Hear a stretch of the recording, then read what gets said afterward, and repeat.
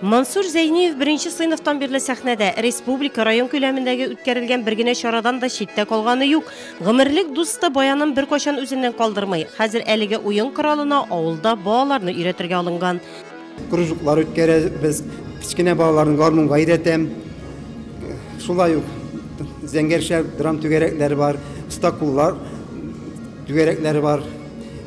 Һәрбер менә күптән түгел Алексеевскийда Балкыш, Сияни, Занальный турында дипломнар белән бүләкләндек.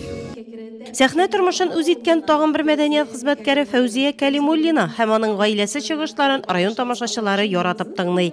Кәгре Атау авылының мәдәни тормышы үзәгендә кайный Кәлимуллиннар Сала халкының яшәешен кызыклы итү өчен төрледән-төрле чаралар үткәрәләр. Гырыф-гадәтләрне, йолаларны яшь буынга җиткерү өчен тырыша Кәлимуллиннар.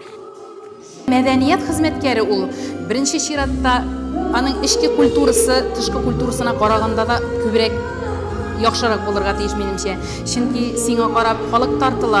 Бер бәйрәмдә аннан-моннан гына бәйрәм үткәреп, ярар миннән киткәнче, иясенә җиткәнче дип яшәсәң, икенче бәйрәмеңә кешеләр килеп тә тормый. Безнең үзебезнең тамашачыларыбыз бар. Чөнки бәйрәм җитсә, яңа еллар җитсә, шушы халык безгә ерак шәһәрләрдән, Мәскәүдән, Чаллыдан, барлык тирә-юньнән шатланып кайталар. Һөнәри бәйрәмнәре уңаена мәдәният учреждениеләрендә эшләүчеләр өчен иң яхшы мәдәният йорты мөдире һәм иң яхшы режиссер номинацияләре буенча бәйге оештырылды.